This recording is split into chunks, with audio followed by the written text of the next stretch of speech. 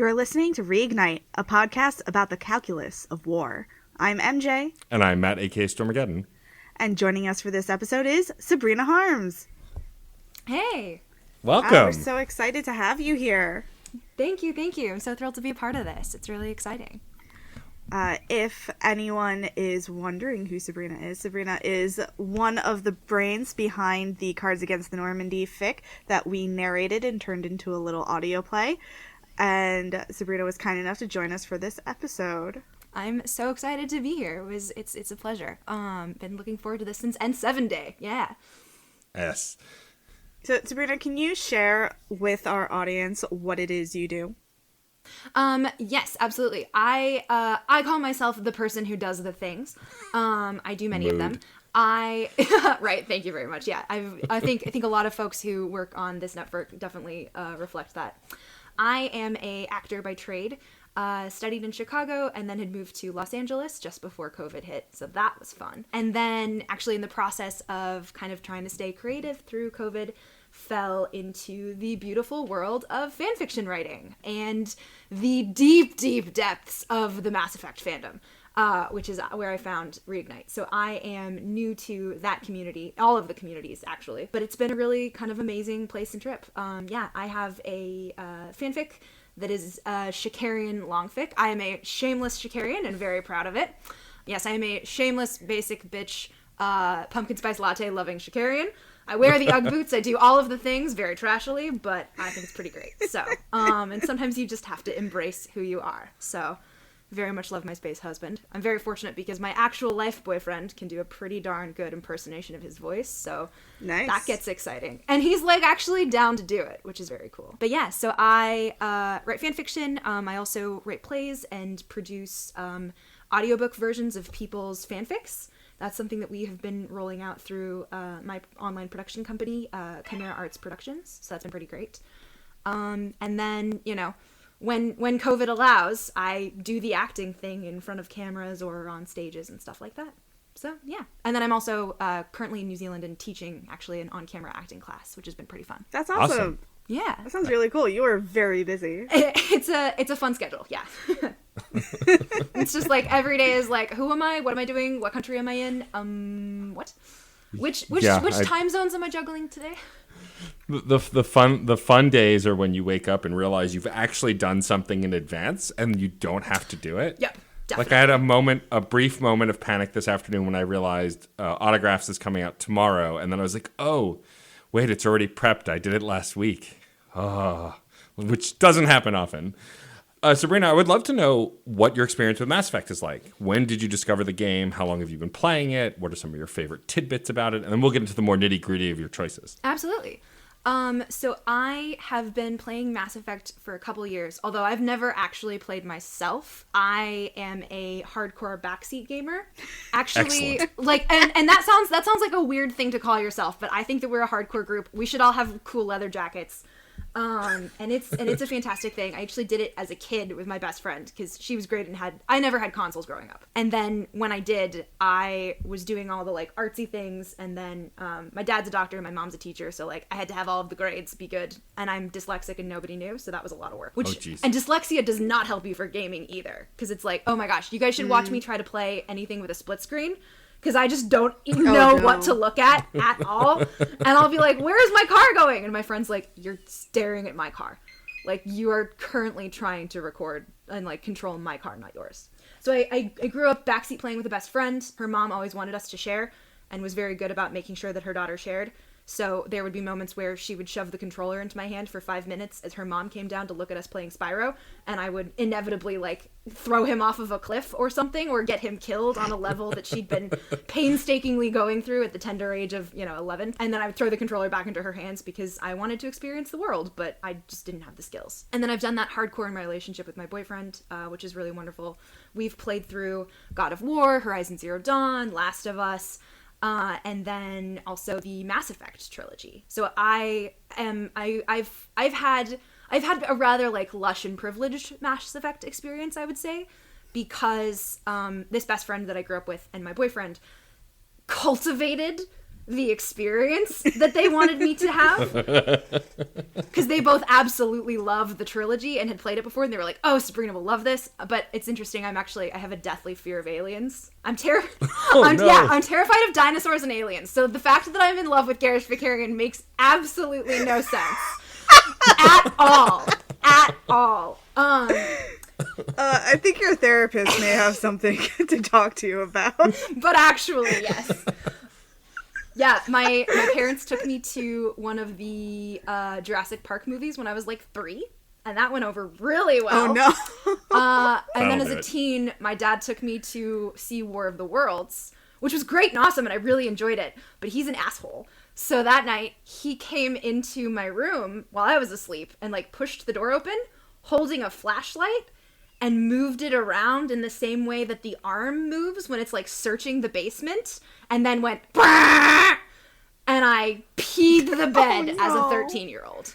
I am unashamed to say it, and so I've kind of had, like, a... Would you like us to fight him for you? That would be lovely. My mom will add that to the request, because when Arrival came out, you know, the one with Amy Adams in it? Yes. Mm-hmm. She was taking a shower, and they've got a big, like, glass shower, so he went up with his hand on the steamy window and went thump with his, like, handprint against it, just like the little tentacle does.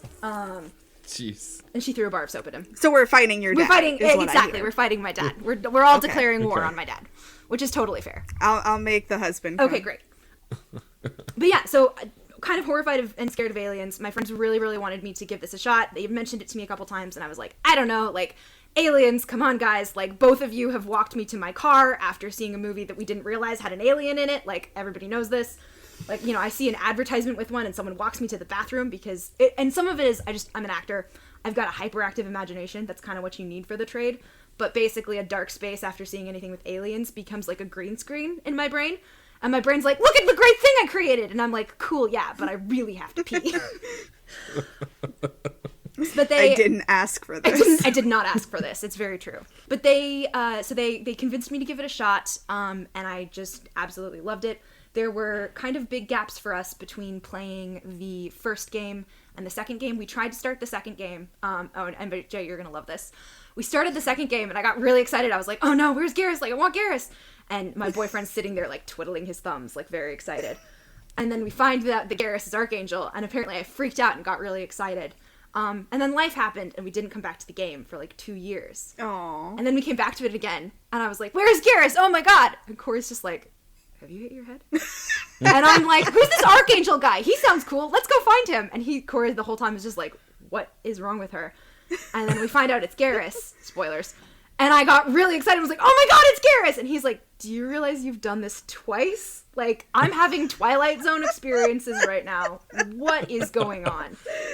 Amazing. But apparently I completely forgot about that. So, which, as happens, and it makes me the Gandalf meme, I have no memory of this place.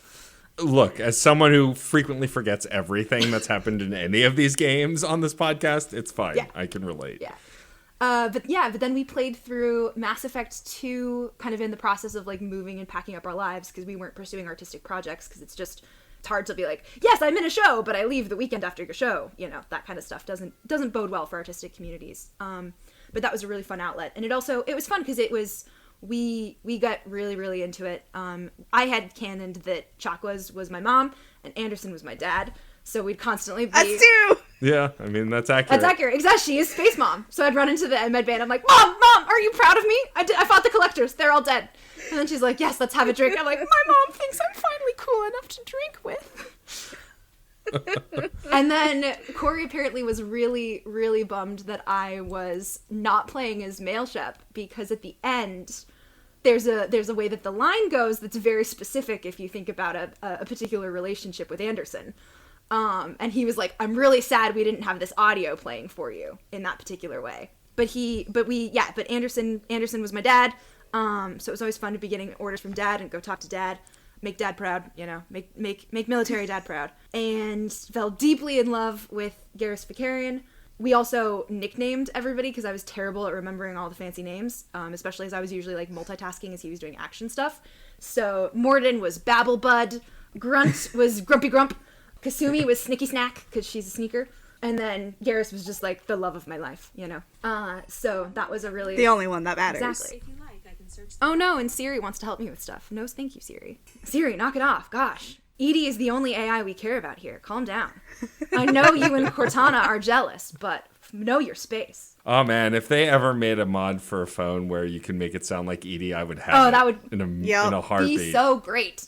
Especially if it threw in some of the like, I enjoy seeing humans on their knees kind of stuff. That would just be the best. Yeah, and then all of my lovely Shalenko friends would hate me for this, but I was not super into Caden on my first playthrough. And so he was referred to as One Hit Wonder.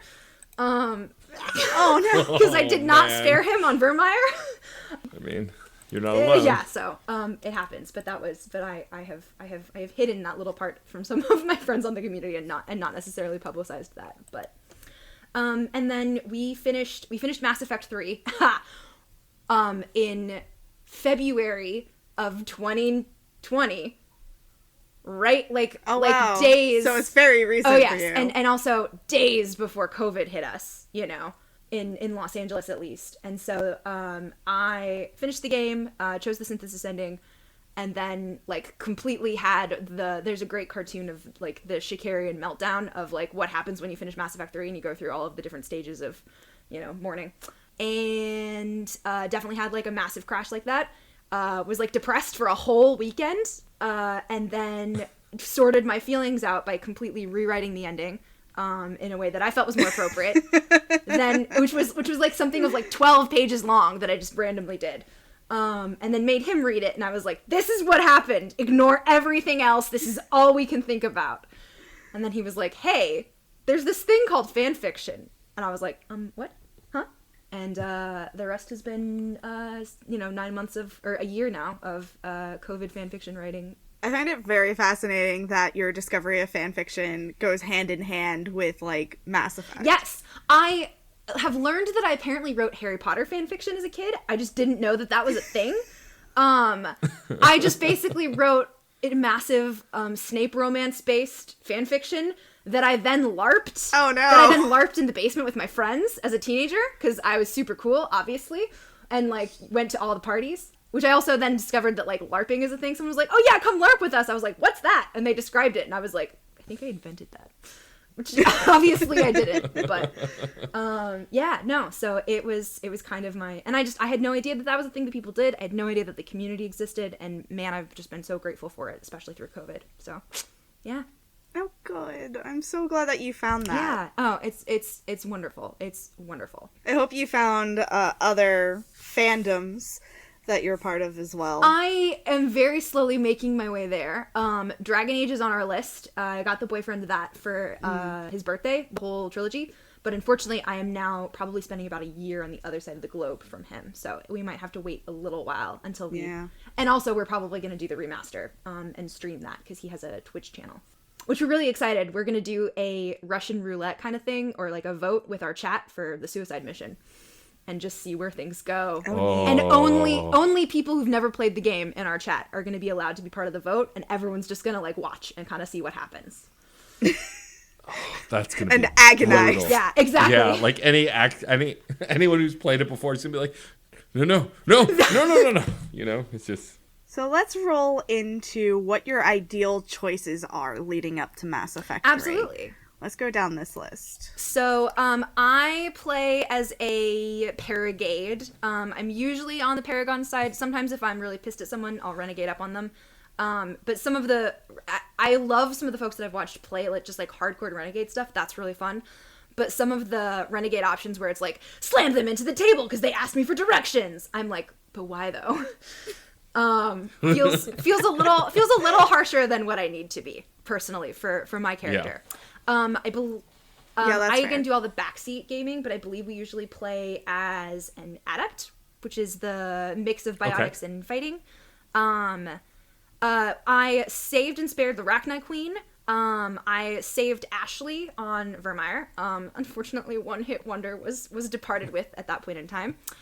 I usually save the council because I think that's just an important way for humanity to kind of make a stand. Just some of what I think is going to be interesting to talk about with this mission in particular is, what's our role in the galaxy and how do you look at evaluating your role. I actually choose Udina, which I know is kind of an unpopular choice, but Matt, I was glad that I wasn't the only one there to be the counselor. Oh, no, don't give him credit. I didn't choose. I just bowed out. I said, I'm not getting involved in politics, and then he won. Okay. I refuse to let anyone give Matt credit for, making the same choice as them, because he didn't make a choice. He stood idly by. Yeah, he is a bystander. He's the reason we have problems with this. Yeah. So I chose Udina because I love Anderson, but I am one of those people that I'm like, sometimes I think politics sometimes does need a politician. I always, I love Rex. I always side with Rex and keep him kind of going and support him. My boyfriend calls me Tiny Krogan. Because as much as I would like to be a Turian and date Garrus and live on his planet with him, I'm definitely a Krogan by temperament. I was had in a conversation. I was like, my first instinct is violence, and he was like, no. The sentence ended after violence. Your first instinct is violence. That's what's going on your headstone. I usually, I will always rewrite the Geth and keep them around.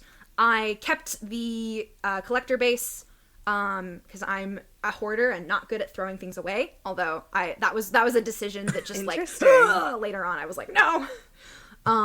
That was one of the decisions that I was like, oh my god, no, after I had made it. And then for ME1, I romanced Liara because I dig nerds. Although I have opinions about her. I think she's a great character. I have opinions about her from a kind of 2017 and on writing, world kind of writing standpoint. But she's great. And then romance for ME2 and the rest of my eternity is obviously Garrus Vicarian, because people say this phrase that's wrong. This whole there's no shepherd without Vicarian, but that's actually it's a typo. It says there's no harms without Vicarian. I just that public correction needed to be made. Well, we will get into more of the details of some of the stuff that you brought up in a bit, but why don't we do a summary? After the Geth Dreadnought fiasco, Shepard now has a laundry list of things to do in order to help the Quarians and Geth settle their differences. First up is a mission to rescue Admiral Koris, leader of the civilian fleet. Without him, civilian captains are losing hope and fleeing from the Geth. When you finally get in touch with Koris, he demands that you rescue his civilian crew. What will Shepard decide? Bum, bum, bum. Sorry. Sabrina, we like to ask folks why they chose this mission, but MJ astutely has actually adjusted the question. I think that makes sense really going forward. What, in your opinion, is the significance of this mission? What does it mean to you? I think that this mission is really interesting and important in looking at how you win a war, and kind of also how you, as we appropriately introduce this episode, the cold calculus of war. Calculus being one of my space husband's areas of expertise, obviously. And not mine. No, and not yours. Me neither. Yeah. No, not at all. I'm queer. I can't do math.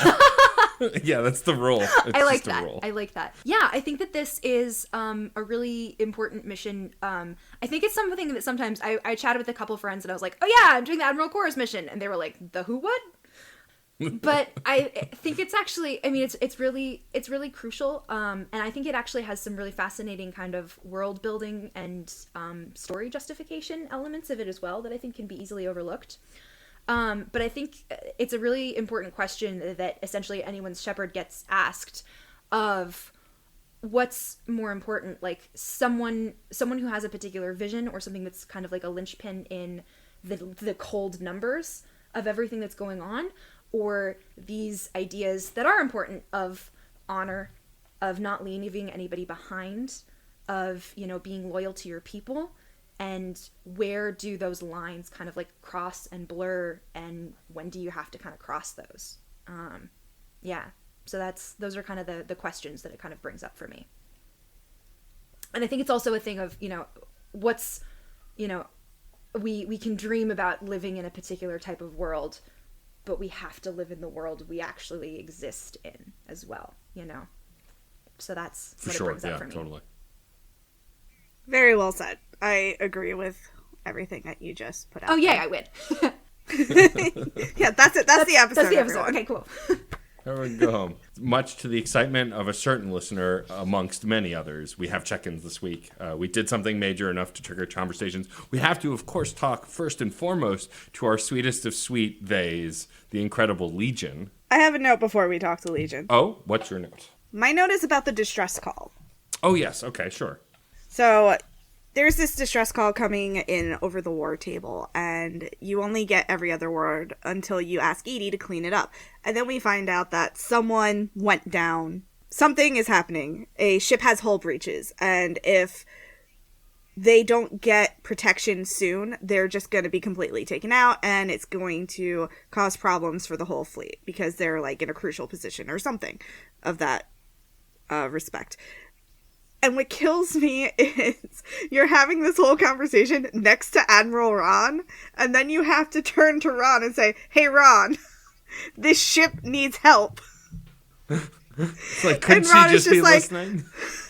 And Ron is just like, "Thank you, Shepard. What would I do without you?" I'm like, I apparently die. Like, why did I have to tell you what's going on literally next to you? Is your hearing that bad? She was secretly running lines in her head for The Expanse. She was double booked that weekend. Exactly. There you go. That's got to be it. I just wanted to express my annoyance with that. Now you can talk about your fave they. It's pretty great. Your fave they bay. Yeah, I mean, that is very much mechanics and meta getting in the way of the actual what would be common sense narrative. But yes, we get to have a great conversation with Legion. I mean, all conversations with Legion are great, let's be honest. Agree. Ditto. But we talked to them about, what it was like being plugged into the Reapers, what our next steps are, and their thoughts about the situation. And I want to double down on something that I think MJ brought up last episode, is that Legion sounds more than this time around. Like, he doesn't... There's more emotion in that voice. Yeah. Like, it's clear they have learned something. They are more expressive. In fact, when we get to it, there's a brief conversation between Legion and Edie that also calls to this. And so... Yep. But yeah, no, I think, this was mostly... as far as mechanics go, it was an info dump. It was just to get more information about the Geth, what's going on, and how Legion feels about it. It's an info dump, but I love listening to DC Douglas's performance of Legion's voice, and so it's just a fun conversation to have to learn more about what's been going on and what Legion's experienced in this time between us being together. Yeah, it's a really good look into what's been going on the Geth side of things. Legion's really interested in preventing, quote, creator loss of life, meaning the Quarians, and that's why they are participating in our, push to end this war, because Legion is also like, yeah, I don't want this either. Yeah, no good. Let's stop this. We also find out that our decision with the heretics either didn't matter or made things more aggressive for the Quarians. For me, I rewrote the Geth like Sabrina did. So when Shepard says, "Why did I even bother doing that?" Legion just says, "Well, because at the time, we thought that we weren't ever going to align with the Reapers." So yeah, it was. We thought. As someone who killed the Geth, Legion says something similar, but essentially goes, I mean, it only doesn't matter because the creators pushed us to war, essentially. Yeah, basically. They essentially say, your decision, we couldn't have come to that consensus on our own. You were invaluable for that, but ultimately the creators' aggressions is what caused this, not the decisions we made before. I think MJ's comment about the whole thing of at the time is also fascinating, because that's such a huge aspect of history. At the time we thought this was a good idea. It totally bit us in the ass later, but... Yeah, totally. Because at the time, there were no plans for the Quarians to go to war with the Geth. There was no idea that we were basically doubling the Geth fighting force to stand against the Quarians. Because if we'd known, then maybe we would have decided to kill the Geth to weaken them against the Quarians down the line. But hindsight is 20/20. We made the decisions that we made, and now we have to live with them. Legion talks about how completely overwhelming it was to be plugged into the Reapers, and there is this sense of awe in their voice of just the sheer scope of what the Reapers are like. But then Legion says, don't get it twisted, they are not gods. Yeah.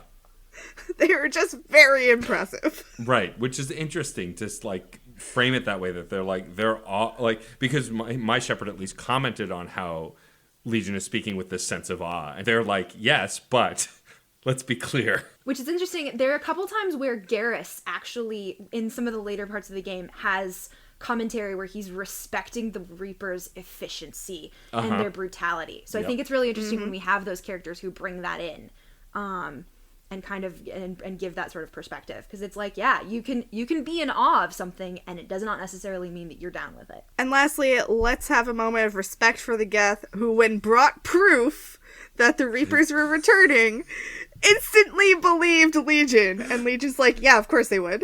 Yeah, my shepherd, I don't know about Jennifer Hale's performance, but Mark Meir, his chef kiss, it's just like, that must have been nice, is exactly what Mark Meir said. And it's just the brutal disdain in his voice in that moment is like, oh, ouch. But really, though. What a concept, being believed. Instead of having this Cassandra, like, crisis. That's a whole other thing. Ugh. Ugh. Anyway. Let's see. Next up, I have Joker. Yep. We go to the cockpit and have a chat with Joker's. Joker's excitement that Tali's back. Respect for the... It's so sweet. It really is. It's very kind of little brother, big sister kind of thing. But what I love about this conversation is that amidst it, then Joker's like, but we're not okay with them blowing you up, right? And like, there's a moment of pause, and you could say no or it's not important. And my shepherd went no, and literally it's just no. Like, it's so deadpan. Like, Shepard's still cross about it. I had the same reaction. Because, no, we are not okay with that. I'm so mad. I punched someone over it. I am not okay. But I like that in Joker's mind, it's like, I don't know, the way we operate, like, it's hard to know what's okay at this point, which is legit. It's fair. It's fair. And then we get this little conversation between Legion and Edie where they're almost sparring a little bit. Yeah, Legion's criticizing the choice of form that Edie has taken, since Edie was not in a physical form the last time they met, and commenting about the boobs on the frame and like the curves and the look, and like Edie keeps defending it each step, and then Legion's like, well, sure, but if that's really what you were going for, then you would do this extra thing also, which you don't have, so why? And then it leads up to Edie making a joke about how it lulls humans into a false sense of security until she makes her move. Shepard just goes, Edie! And Legion just doesn't understand how Edie has a sense of humor now. Yeah, and Edie takes a dig at Legion, saying, apparently your sense of humor has not evolved. It's more, she says it more technically, but it was just, I love Shepard's reaction, because it's like scalding a child, as if Joker's rubbed off on Edie a little bit, which is probably, he certainly has. Exactly the thing. Perhaps in more ways than one. Yes. Hey, sorry. Oh, sorry. hey-oh.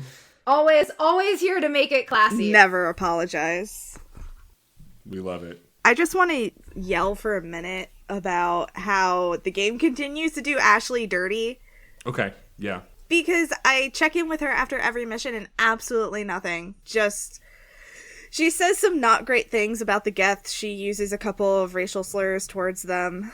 And she says something about, like, is it bad that I would rather fight a tin can than a person? And on the one hand, I understand what you're trying to say, that you would rather fight a machine that can then live on in some other way than, like, a person who once they're dead, they're dead. Yeah.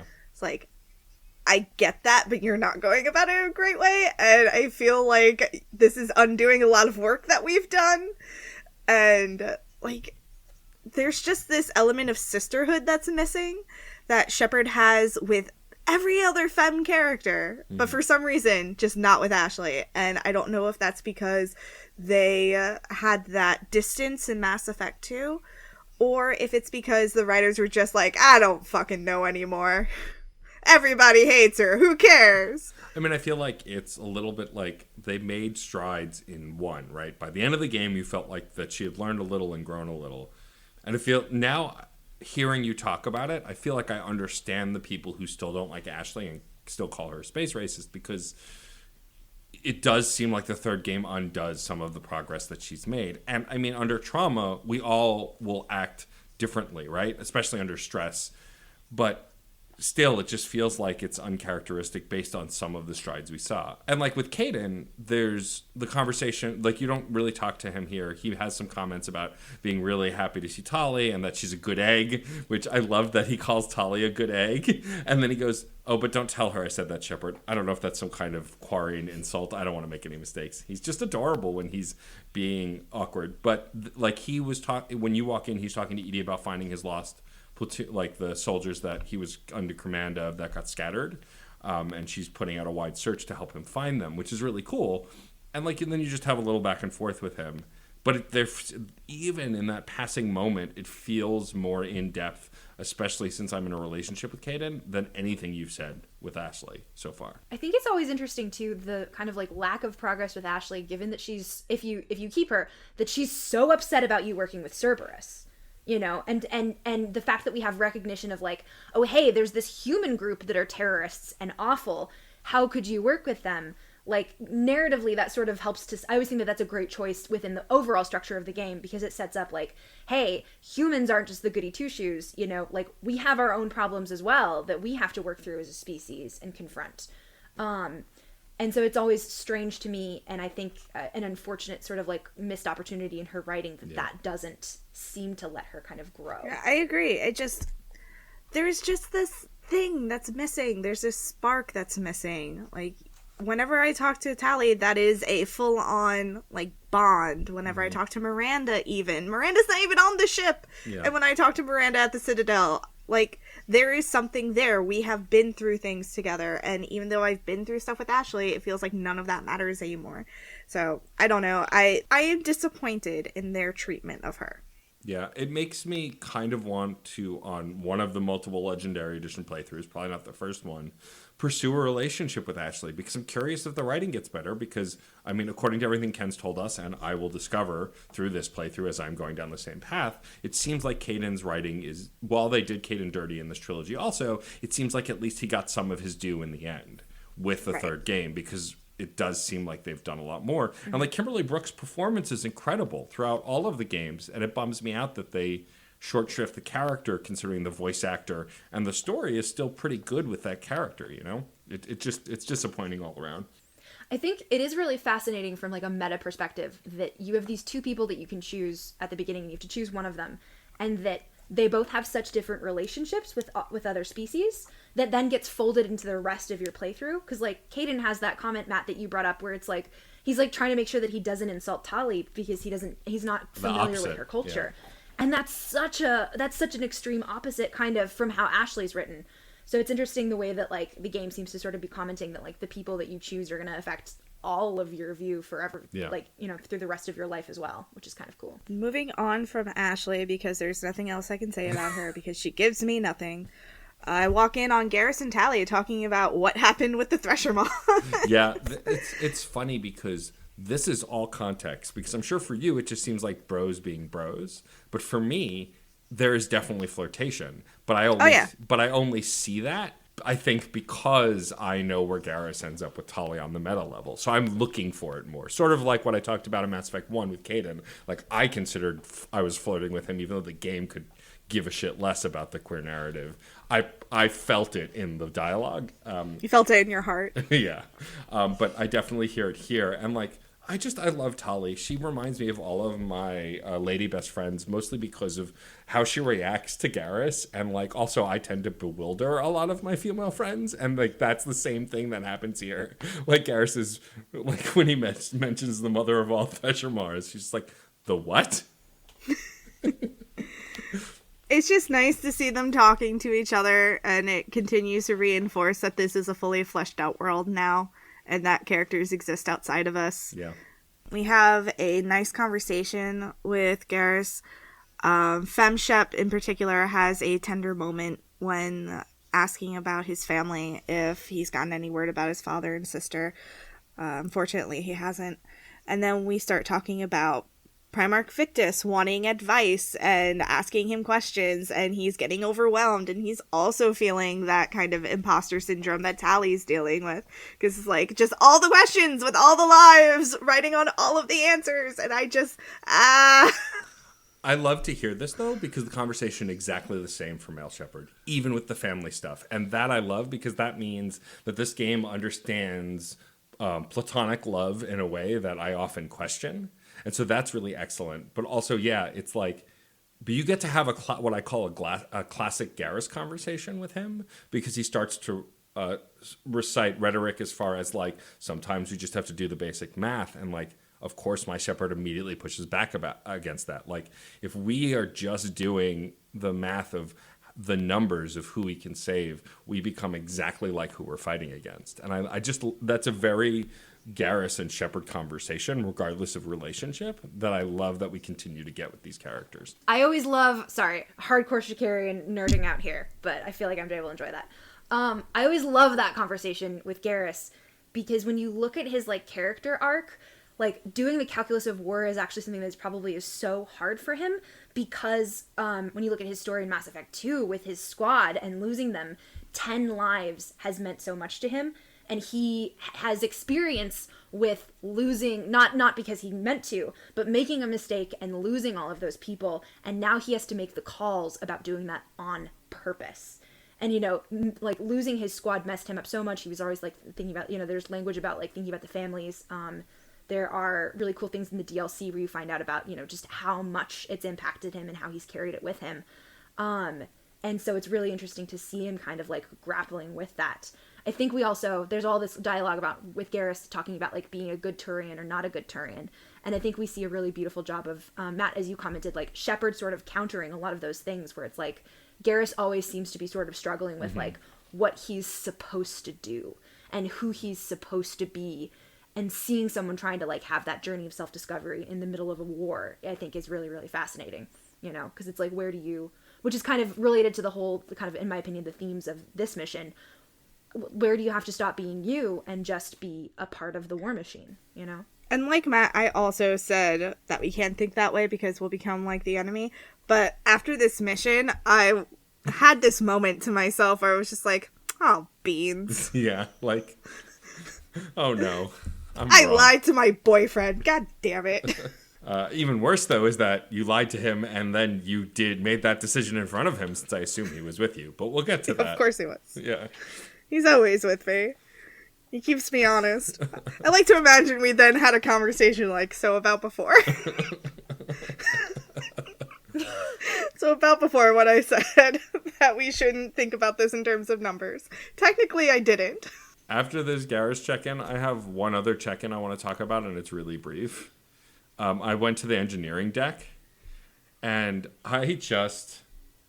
it's funny how a teenage boy can view Kenneth so differently than a grown-ass man, because his conversation was so appallingly disgusting. I did not get it. Okay. I don't know if you've gotten this before, but he talks about he asks Gabby if she's seen pictures of Matriarch Benezia.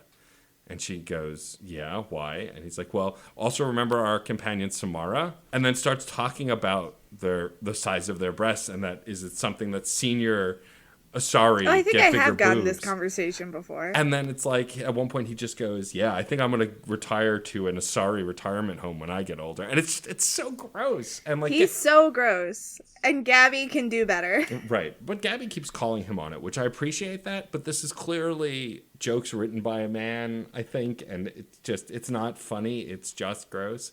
Which is something that I never noticed my first time through this game. And now it's possible I never got it. Like, I never heard it happen. But, like... Yeah, how much time do you really spend in the engineering room? I like Adams. Adams is cool. I like Adams, too. Adams and his dumb children. But anyway, yeah. So I wanted to just make sure I brought that up and say how terrible it was and how I want to kick Kenneth in the head. But to counterpoint that with something nice, Dr. Chakwas is making sure to take care of her Dextro children. Yes, that was really cool. And then also, of course, Javik alienates Tali. Ugh. and says something really gross about how Quarians were attractive in his time and no one can appreciate it now. Shut up. Like, and it's funny because at the end of the conversation, Tali's just like, I see what Liara meant by you weren't what she expected. And it just goes right over his head. He has no, he doesn't get it. And then we have this conversation with Javik about the Geth and how he's very insistent that we throw Legion out through the airlock. And it's because of his learned prejudice about AI, which I understand where he's coming from. He did come from a war with the Reapers that lasted his entire life and for centuries before he was even born. So I get it. I understand. However, if you threaten my friend again... I'm going to throw you out of an airlock. Like, I don't like you well enough. Man, I remember Javik being so cool when I first got him, when the game first came out, and now I'm just like, I don't like you. You're almost as bad as Ashley. He's an imperialist. He is an imperialist. It's awful. Anyway. He's the worst. Oh, and then when we go into the bottom, what the hell is it called? The shuttle bay? The shuttle bay. That's the word I was looking for. Words. The bottom of the ship. The bottom space. The lower part. The basement. The space basement. The sub basement. Vega and Esteban are having a conversation about how they were drinking the other night, and like Steve is just like, this was the worst swill I've ever had. And Vega's like, aren't you procurement? Get us the better stuff. What's the matter with you? It's just a typical conversation about how tequila ruins lives, essentially. Tequila does ruin lives. You've heard it here. Yeah.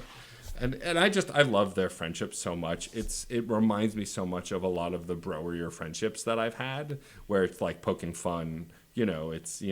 It's like, even though I'm not as much of a fan of Christopher Titus anymore, it's like our favorite quote from Christopher Titus. It's like, yep. I can tell a best friend by if I go nice shoes, and he goes, and he starts to cry. It's like, oh, that's not my friend. But if I go nice shoes, well, yeah, well, I'll wear these shoes as long as you're wearing that ugly ass shirt. Like, oh, we're brothers. Like, being able to make fun of each other to me with some lightheartedness is not for everyone, but is a good sign of a friendship for me because I like picking on people. And so I love seeing this relationship between Vega and Steve. Matt, between the two of us, which of us is Vega and which is Steve? Oh, I'm definitely Vega. I'm more himbo than you are.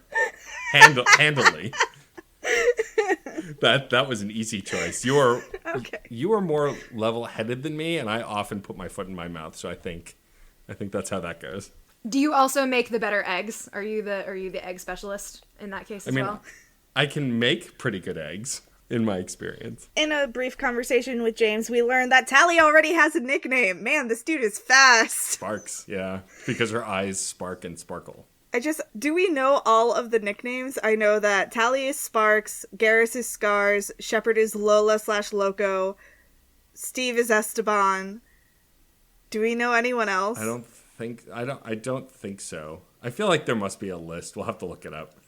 Sabrina, do you happen to know offhand? I don't have more offhand because the minute I met Vega and he started doing the nickname shit, I was like, yeah, someone else who does nicknames. And then I got super confused because I was like, no. Tali is like Tic Tac. What is this like Sparks nonsense that he's saying? So we then had 3 levels of names for the various characters, and our conversations got very confused. That's amazing.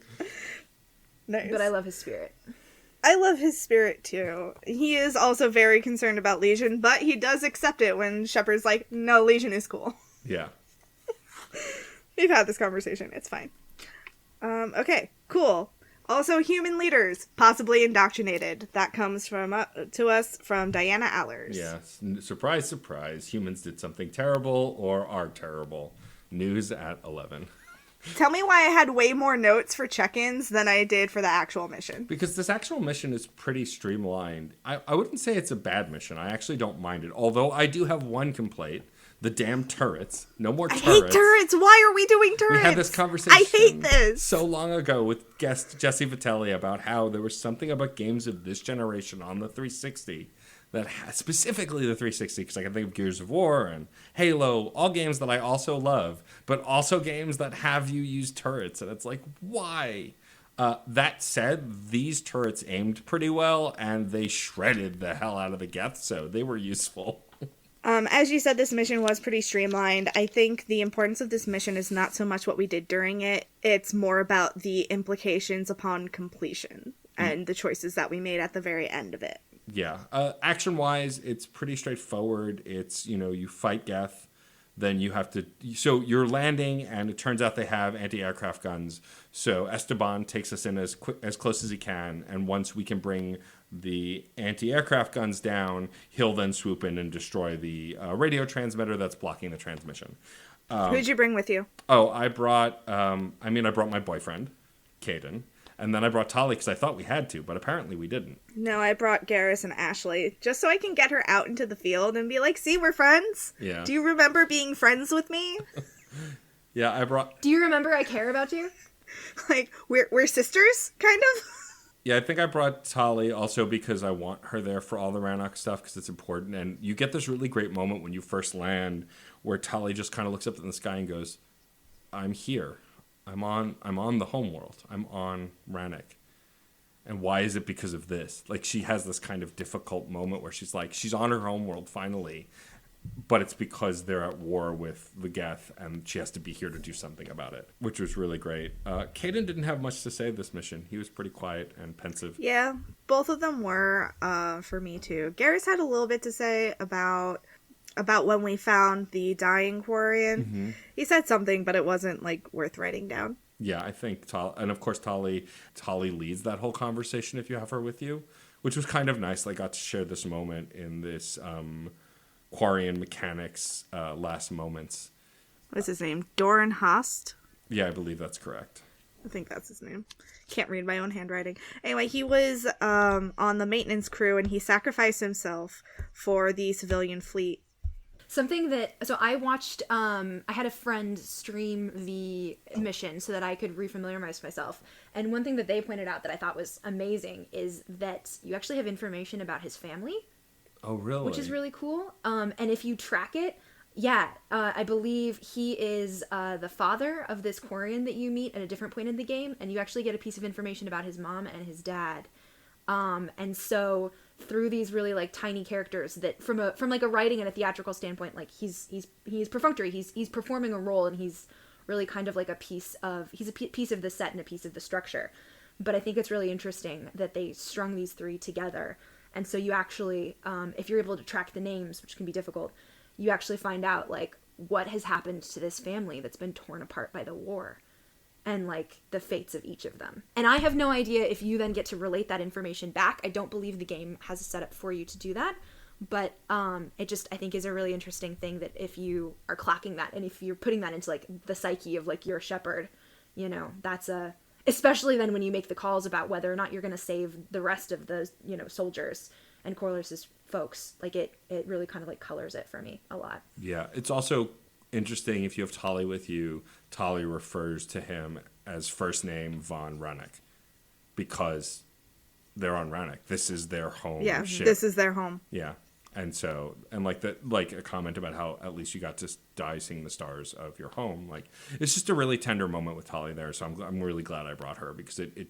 made that experience more personal. Yeah, now I'm kind of regretting not bringing Tali. I do think that if we were like actually in this scenario, I think bringing Ashley probably would have been really good for like relationship building. Right. But the mission doesn't really allow for that. Nope.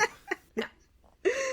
The only other thing I'll say about this mission is I think I might be tired of being a vanguard. Now, I mean, part of it could be Gasp. that I've played this class many, many, many times. It's my favorite class in the series. But I think also I'm finding that a lot of the missions either cater too much to Vanguard, like it's really easy to pop around and do AoE attacks and everything dies, or they're built to the antithesis of it. Like this mission is, I can dart around a little, but because of the flame-throwing Geth and the excess of Geth primes who are heavy hitters, it's hard to survive while being up close. That said, we'll see how it goes through the rest of the game. But I am eager in the Legendary Edition to try other classes more, just because, A, there's going to be new interface upgrades and stuff, and B, I think I've played this class to my peak of tolerance just because it's my favorite and I might have... it's like eating too much ice cream. Even a good thing can be too much, kind of a thing. Yeah. Although there's no such thing as too much ice cream. I go on record as saying that. I will say I'm still enjoying playing Sentinel. I don't use all of my tech powers that much. I use my tech armor all the time, obviously. Right. and I use Overload probably the most of the tech abilities, and then I use Biotics for everything else. But Sentinel, it's okay. I don't love it as much as I loved Vanguard. Right. But the Biotics are pretty good. Sorry, I'm going over my notes, and my notes are pretty much like, why the fuck am I using a turret? I hate this. Yeah, the combat of this mission is, like I said before, pretty straightforward. We take out all of the AA guns, whatever they're called, and once they're all down, then Steve swoops in like a hero and blows up the interference tower. So Matt, when we finally do get in touch with Admiral Koris, what do you do? I choose the Paragon choice, which results in you insisting with Admiral Koris that while it is important to save as many of the people as we can, unfortunately it doesn't matter how many people we save if they don't have your leadership, because your leadership will guarantee the safety of these civilians. They are losing hope without you, and we have to put you first. And he fights back against it, but you eventually convince him. And I had forgotten that was the result of that choice. Like, I just assumed, like a lot of Paragon choices, we save everybody. Today, everybody lives, to quote the Doctor. But that's not the case here. We choose Admiral Koris. He agrees. And then we do another turret section. And, like, we have to shoot Geth that are going after Admiral Koris until he jumps on. And first of all, why up until now did we never use a turret on this ship that we're always in? Why is this a thing? What the hell? We've never used this before. We have never needed this before. Where does the turret come from? Where does the turret come from? It's nowhere. We've gone in and out of this door. I've jumped through this door. I've done lots of things with this door. I know this door. This door and I have a special relationship with one another. And now there's a turret here? Like, I also, like, it's so huge. Where is the cutscene of Steve being like, fuck, we need a turret. Okay, push the bench to the side, and I'm gonna unscrew the floor, and I'm gonna pull it up, and, like, gotta load the magazine. Like, where does the turret live? What is not being used? Like, does it fold up? It doesn't make any sense. I hate it. He is secretly a descendant of Hermione Granger, and he has her little beaded bag. And he was just keeping it in there. They're all descendants of Mary Poppins. It's fine. It's fine. I didn't ask. This whole section gave me anxiety. I'm assuming, MJ, you made the same choice I did, the Paragon choice. Yes, I did make the Paragon choice for similar reasons. Even though I did say to Garrus earlier, like, we can't think about numbers, I did just say to Admiral Koris, like, the reality of it is if I don't save you, way more people are going to die. Yeah. Like, it's unfortunate, but if I don't save you, the entire civilian fleet will fall apart. And that's actually dishonoring your memory. So, it's like the complete opposite of what you want to happen. I'm assuming, Sabrina, you also made a similar choice in your playthrough? Yes. In my playthrough, I did go ahead and save him. Although it was really interesting to watch on this, like, Renegade one, because I don't play Renegade, to watch the streamer kind of, like, yell at him, and they made the same choice in order to save him, but because of all the choices that they made before, the end of the mission kind of and the following mission really kind of like fell out in a very, very tragic way. It was also interesting in the conversations leading up because they had Legion die in a previous playthrough. So all the conversations with Legion keeps going, we are not Legion.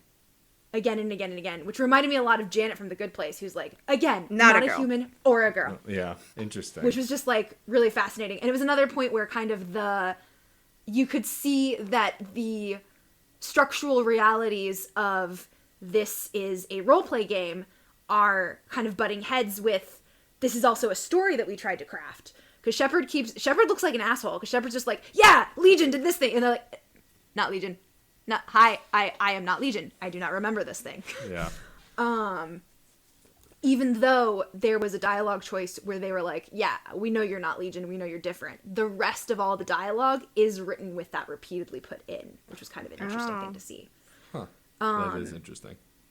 Yeah, but then everything kind of it was also really interesting because it made the choice really kind of like empty because of to go ahead and to save him in order to save the bulk of the fleet, because they didn't have Legion's loyalty and they had never resolved things between Legion and Tally, And so everything went to pot, Oh, even though we had just sacrificed these soldiers on his squad. interesting. Oof. We'll get more into that in the next episode, but that's, or 2 episodes from now, rather.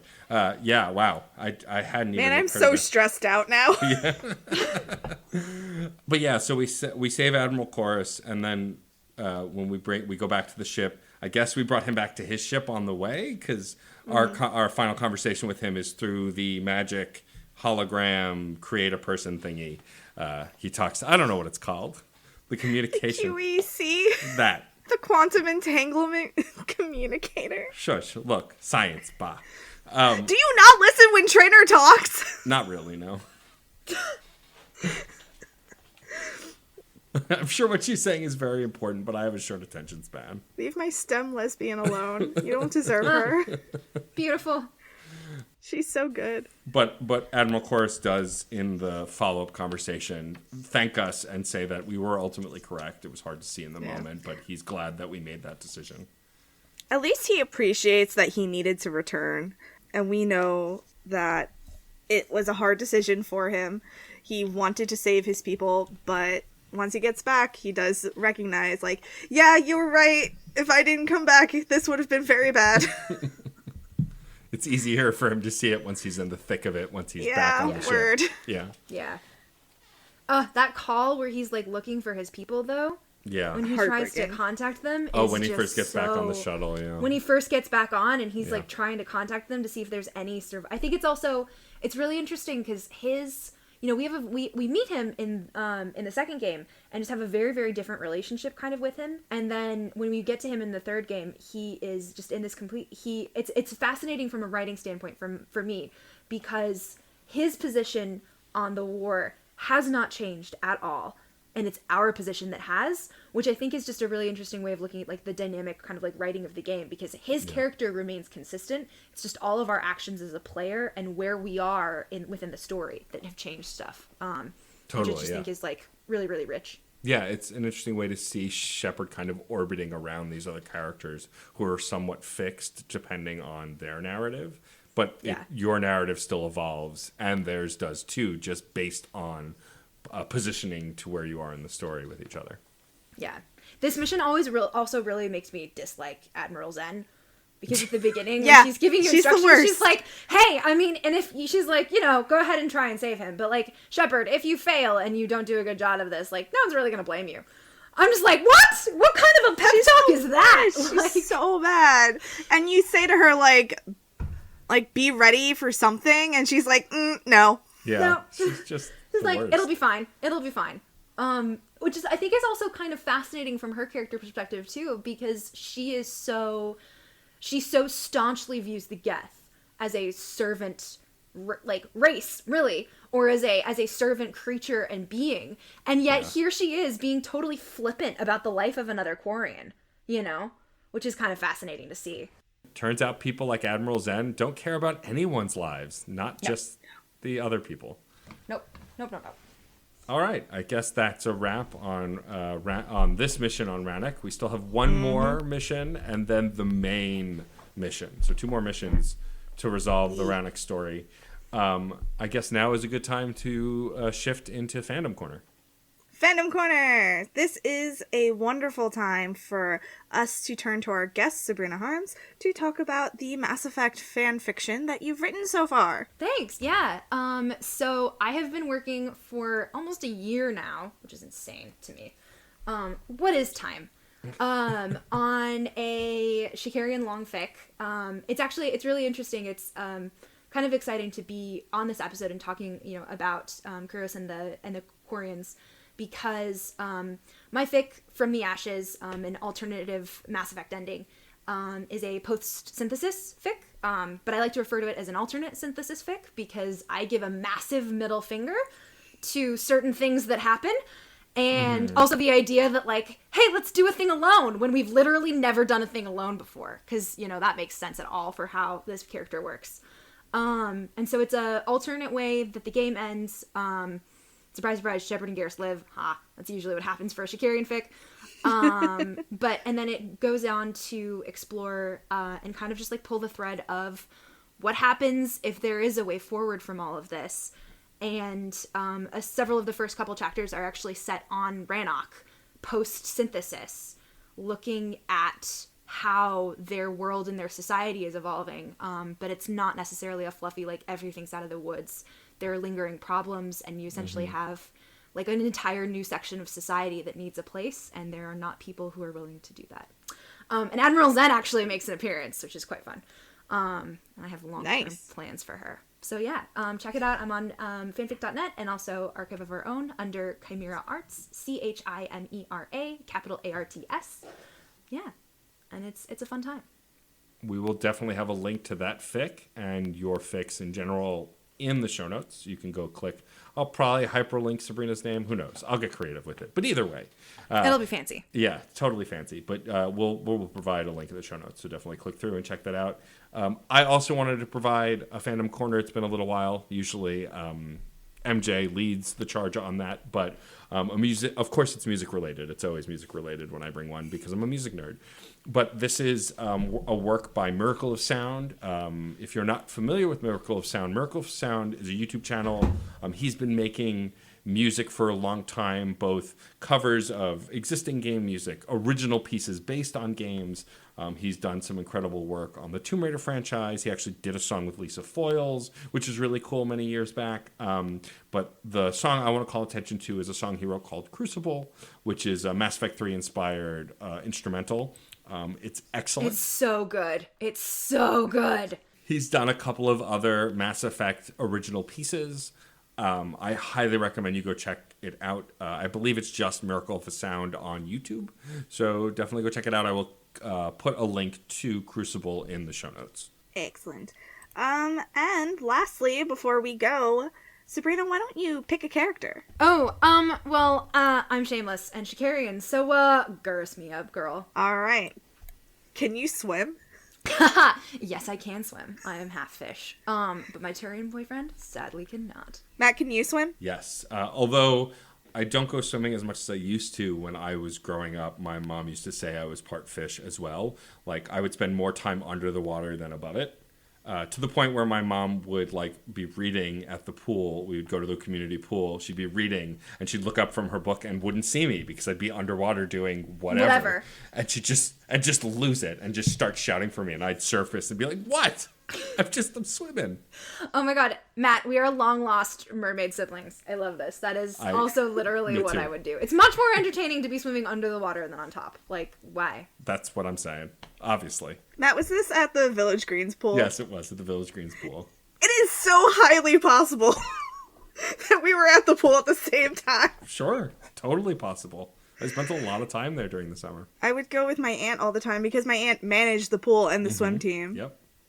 Oh my god, that's so beautiful. Aww. Matt and I have all of these misconnections until we finally did connect. Yeah, it's very bizarre and Twilight Zone-y. I need to borrow MJ's hair because I actually own a mermaid tail.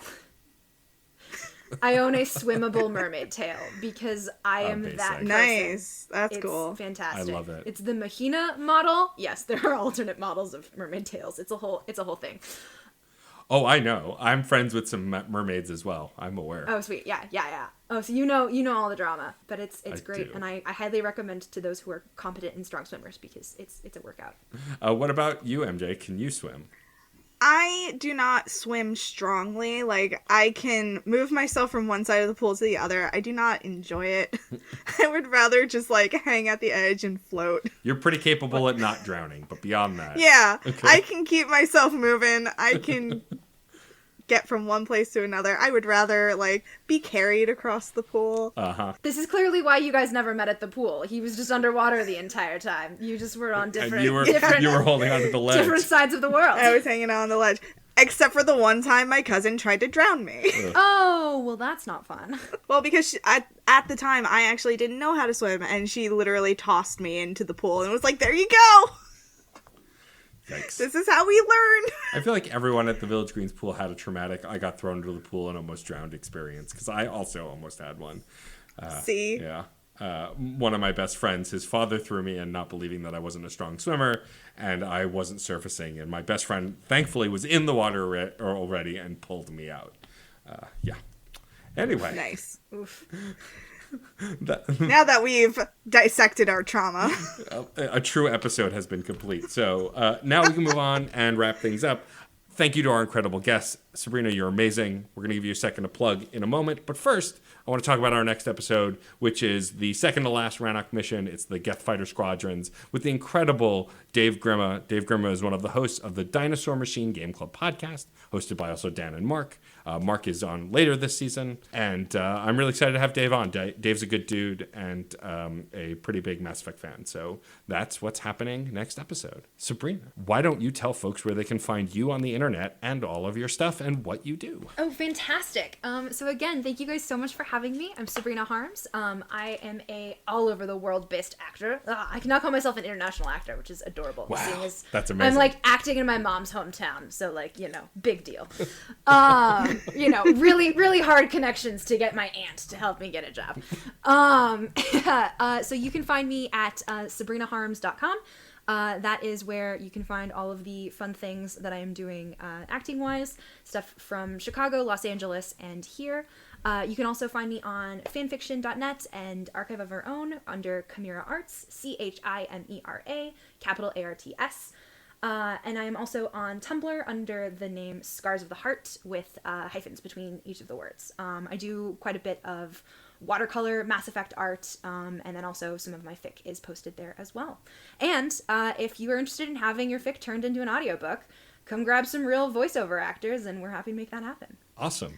Excellent. Man, you make me want to go back to all of my open fic. I have 3 that I just haven't finished. All of your WIPs? Yeah. Yeah, I have a Tamara Pierce crossover. Yes! Can I just say, I love that you guys have a Tamara Pierce podcast on the network. I fucking, injected her into my veins my entire childhood. Song of the Lioness is, like, how I learned about a period. And that's my, like, #1, like, teenage growing up book series that I'm like, here, you'll need this.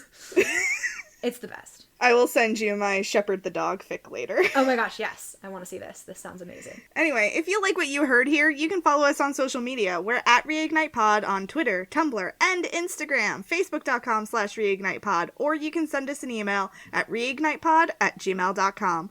Don't forget to rate, review, and subscribe on your favorite podcatcher. It helps us get seen so other people can find us. We're also members of the Certain Point of View podcast network. You can visit certainpov.com to find more nerdy podcasts, each with a unique point of view. You can also find a permanent invite link to our Discord server, where we have a variety of different channels talking about a bunch of different and awesome stuff having to do with the different shows on the network. We have a channel dedicated to keeping things from me about Andromeda and other spoilers that I shouldn't know about.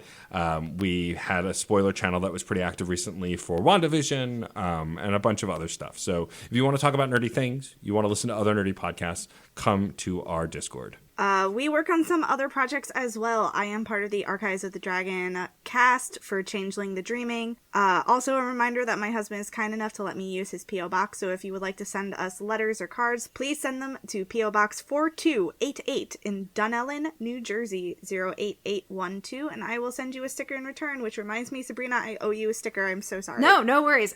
Do not send it yet. Don't bother posting it to New Zealand. We'll send it to the States. However, y'all should definitely send them stuff, and it can join the postcards I'll be sending from New Zealand. So fill up that P.O. box. You can find everything that I do at www.djstormageddon.com. I Twitch stream. I have other podcasts. I have a merch store. I do too much. It's exhausting. I found kinship in Sabrina, it seems, as we both do too much. It's a fun time. You can go to djstormageddon.com, again, to find all the stuff that I do. And if you want to engage with me on social media, the best place is on Twitter, DJ_Stormageddon. We'd like to thank Red Spinks for our It's Okay to Be a Marshmallow t-shirt on Redbubble featuring our favorite marshmallow, Caden Alenko. You can find more of his work on Chaos Does Art on Instagram. We'd also like to thank Case Aiken for developing more amazing t-shirt designs that you can also find on certainpov.com or on Teespring. Special shout out to Potions Master 66, who allowed me to view this episode over their stream, and also Almost Potter, who you can also find on Twitch, who gave me my wonderful Mass Effect experience. Thank you to David Boyle for designing our logo, which you can also get on a shirt through Redbubble. And finally, thank you to Dan Bull for letting us use the Mass Effect rap for our theme music. I'm MJ. I'm Matt, a.k.a. Stormageddon. And I'm Sabrina Harms. We should go. You're listening to Reignite. I'm Commander Shepard, and this is my favorite podcast on the Citadel.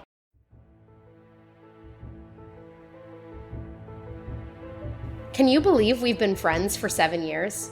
And it all started because I compared you to Alana the Lioness. Tamara Pierce really set the tone of our friendship. A love of magic, Briar Moss, fantasy, Briar Moss, powerful women, and of course, Briar Moss. I'm Anna. And I'm MJ. And we invite you to join our Circle of Friendship, where we do a chapter-by-chapter deep dive into the Circle of Magic series by Tamara Pierce. We answer important questions like, how does Moonstream let certain dedicates take care of children? Can you imagine anyone else but Mandy Patinkin playing Nico? Knives, Briar? And knives? Join us every other Monday at cofpodcast.libsyn.com or wherever you download podcasts. But seriously, knives?